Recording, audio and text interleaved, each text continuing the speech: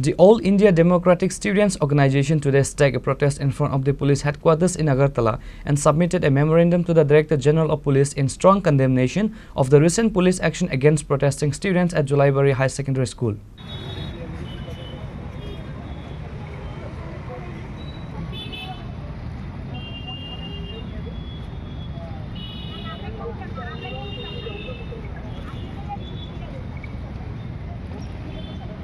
The protest was organized by EDSO activists and members who demonstrated against the alleged police lathi charge on students involved in an agitation at the Julaibari Ramraibari High School premises.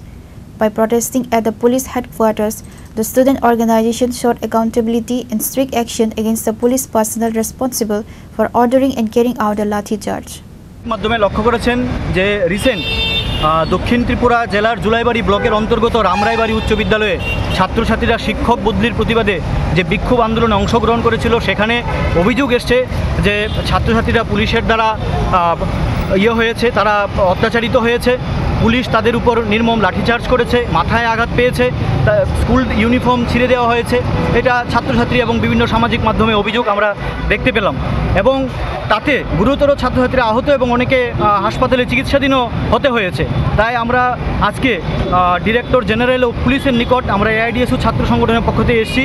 আমরা দাবি রাখছি শান্তিপূর্ণ গণতান্ত্রিক ছাত্র আন্দোলনে পুলিশের হস্তক্ষেপ বন্ধ করতে হবে এবং রামরাইবাড়ি উচ্চ বিদ্যালয় কাণ্ডে দোষী পুলিশ আধিকারিকদের দৃষ্টান্তমূলক শাস্তি দিতে হবে এবং আন্দোলনকারী আহত ছাত্রছাত্রীদের চিকিৎসার ব্যয়ভার এবং তাদের ক্ষতিপূরণ প্রদান করতে হবে। আমরা এআইডিএসইউ রাজ্য কমিটির পক্ষ থেকে দাবি জানাচ্ছি এবং পাশাপাশি আপনারা জানেন যে রাজ্যের এমনিতেই বহু স্কুলে শিক্ষক স্বল্পতা, এমনিতেই লেখাপড়া নষ্ট হয়ে যাচ্ছে।